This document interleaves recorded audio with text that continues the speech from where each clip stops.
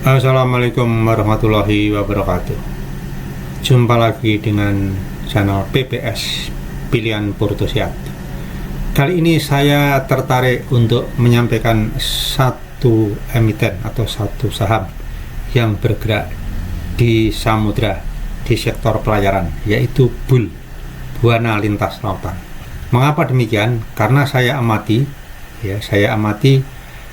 dari market chartnya atau chart patternnya, kelihatannya ada hal-hal yang perlu dicermati, ada hal-hal yang perlu dilihat lebih dalam, ya. Cukup menarik. Bagaimana hasil dari pencermatan yang akan saya lakukan ini terhadap emiten atau saham BUL, Buana Lintas Lautan? Ikuti sampai selesainya video ini. Namun demikian, akan kita lihat terlebih dahulu posisi BUL di top volume maupun value, ya, pada sesi perdagangan kedua hari ini, tanggal 30 Januari, hari Jumat. Posisi pertama di BBCA dengan nilai 2,8 triliun. Nampaknya BUL ini pada posisi di bawah 400 miliar tetapi di atas 300 miliar nilai transaksi sampai dengan jam setengah 4 di sesi 2 hari Jumat ini, yaitu pada posisi ke-20, tetapi masih cukup liquid karena transaksi yang terjadi sepanjang hari ini sampai dengan jam setengah 4 ini mencatatkan nilai transaksi 347 miliar. Cukup liquid. Namun kenapa sekalipun BUL ini ada di posisi 20 menjadi bahan atau saham yang menurut saya perlu dicermati, karena ada hal-hal yang cukup menarik kalau dilihat dari gerakan harganya yang terlihat di chart, baik chart harian maupun di chart intraday. Namun sebelum ke sana, coba kita lihat di tampilan yang memperlihatkan posisi saat ini, di mana harga saat ini BUL ada di posisi bidnya 488, overnya 490, average price-nya 498. Jadi average price-nya ada sedikit di atas dari posisi bid overnya. Kita lihat trade book-nya. Trade book-nya transaksi tertinggi ada di harga 500, ya, di harga 500, ya. Posisinya sedikit ke atas, melebar ke atas, ya, dibandingkan dengan harga terendah yang dicapai pada hari ini pada 470, sementara tertinggi pada 530. Dan posisi harga saat ini itu di harga 500, di mana transaksi tertinggi dicapai yaitu 39,9 miliar dari total 348,3 miliar. Ini sudah ada penanggalan lagi, ya. Nah, tadi pagi pada saat pembukaan itu dibuka pada harga 510, ya. Gap up, ya, dari harga penutupan kemarin 488. Cukup menarik. Kemudian disusul setelah itu terjadi penurunan dan nilai tertingginya atau harga tertingginya 530. Dari sisi inflow asing, nampak kemarin sejak terjadi rebound, ya, sejak tertekan demikian dalam akibat kebijakan dari MSCI. Namun kemudian berita yang terkini yang kita ikuti ternyata sudah ada keputusan dari Free Float oleh Bursa Efek sebesar 15%, dan itu kalau tidak salah dan semoga benar, pihak MSCI membatalkan untuk melakukannya pembekuan atau freeze, ya, atau freezing, ya. Nah, kemarin mencatatkan sebanyak 18,3 miliar posisi inflow dari net asing, ya, net buy, ya. Nah, kemudian hari ini kita lihat nanti ya setelah jam 6 sore. Kita belum bisa lihat ya, mudah-mudahan terjadi net buy lagi. Nah, saya sekarang akan melihat posisi dari chart patternnya ya, dari chart patternnya. Nah, ini yang tadi saya sampaikan dari chart patternnya. Nah, dari chart pattern ini terlihat ya bahwa kemarin ya, ini kemarin karena sempat rebound ya, semuanya rebound, hampir semuanya rebound ya kemarin itu saat sesi kedua tanggal 29. Ini tertingginya kemarin dicapai oleh bull itu 5,5% di harga 494 ya.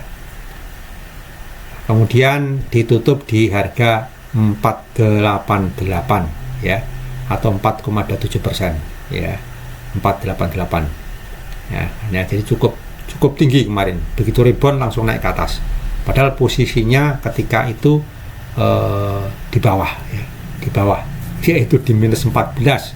Artinya apa? Artinya ARB ya, auto reject bawah.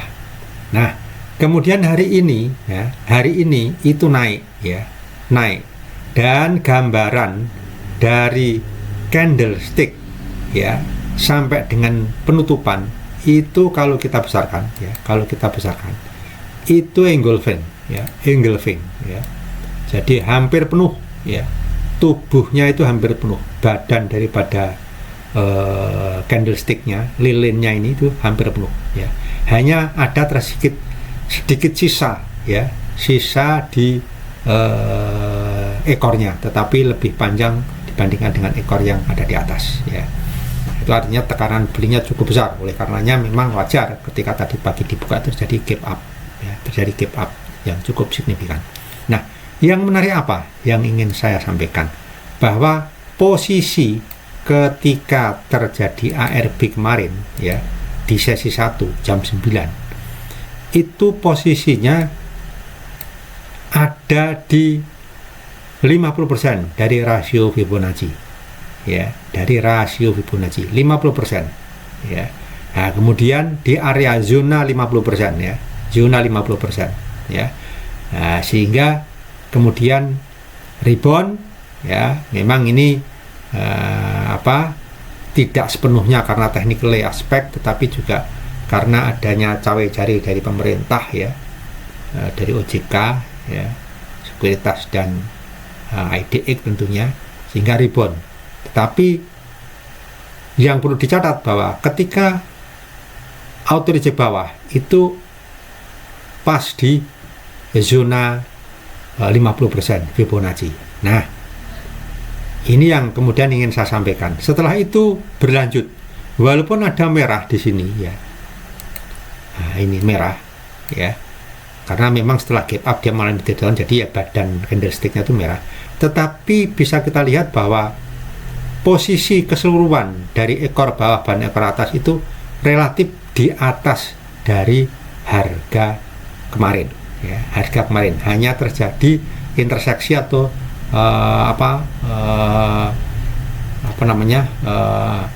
sisipan yang tidak begitu dalam ya, tidak begitu dalam. Nah, kemudian kita coba cermati lagi ya, posisi ya yang berikutnya itu ternyata sudah breakout hari ini ya, dan bahkan kemarin itu sebetulnya sudah breakout di 61,8 ya, 61,8 ya, ini 61,8 ya, sudah breakout, ini kelihatan ini. Jadi candle dari kemarin ini breakout di dari 61,8 rasio. Nah, kemudian karena sesi kedua sudah closing, nah kemudian dilanjutkan ini, dan posisi dari shadow atau ekor dari candlestick yang terbentuk selama sesi perdagangan hari ini, itu posisi ekornya itu ada di zona 61,8 ya, ada di zona 61,8. Artinya apa? Artinya ini kita ada harapan dan punya potensi untuk dia naik menuju ke atap berikutnya ya, yaitu ke resisten berikutnya, yaitu di resisten 76,4% ya, pada posisi harga 553. Nah, inilah kenapa dari awal tadi saya sampaikan ini cukup menarik ya. Barangkali emiten yang lain pun mungkin sama, tetapi terus terang saya lebih mencermati ini ya, karena yang jelas dari jauh pun dari penglihatan market chart atau market strukturnya pun sudah terlihat ini ya. Jadi ada potensi bahwa ke depan ya, beberapa hari ke depan itu dia mungkin dia sepertinya akan bermain-main di zona ini untuk kemudian meneruskan ke resisten yang lebih tinggi ya. Yang jelas sampai dengan hari ini dia tidak breakout balik atau pullback balik ya di zona 61,8, tetapi dia ada di atas itu. Nah, ini harganya saat ini kalau kita lihat di 488 ya, di 488. Jadi bermain-main di harga pembukaan tadi pagi ya. Harga pembukaan pagi antara 488 486, tapi tadi dibuka 488, kemudian ya 488, tetapi saat pembukaan awal itu kemarin 488 saat pembukaan awal itu gap up. Nah, sekarang dia bermain-main di harga saat penutupan kemarin, yaitu di 61,8. Nah, coba kita lihat di intraday-nya. Nah, di intraday-nya ini juga cukup menarik ya. Kita menggunakan yang 3 menit intraday ya. Jadi di sini adalah wilayah kemarin tanggal 29, yang di sini mulai dari sini sampai ke sini ini adalah wilayah hari ini, di mana setiap candle ini rentang waktunya adalah 3 menitan, makanya banyak banget ini ya. Kalau tadi satu candle ya memang delay, ini sekarang banyak banget ini ya, karena satu candle ini menitan. Nah, kalau kita lihat, coba kita perhatikan, memang di awal-awal tadi pada jam 9.33 kurang lebih itu terjadi penurunan setelah terjadi kenaikan di awal-awal tadi, dash langsung di 530 harganya, dan ini merupakan harga tertinggi. Kemudian terus turun, berikutnya turun sampai yang terendah di jam 9.33 menit tadi pagi ya. Namun setelah itu dia naik lagi dan akhirnya ini dia bermain-main di sini, dan sepertinya resisten ya, support ya, yang sekarang sepertinya enggan untuk didekati, itu adalah support di harga 480, di harga 480 ya.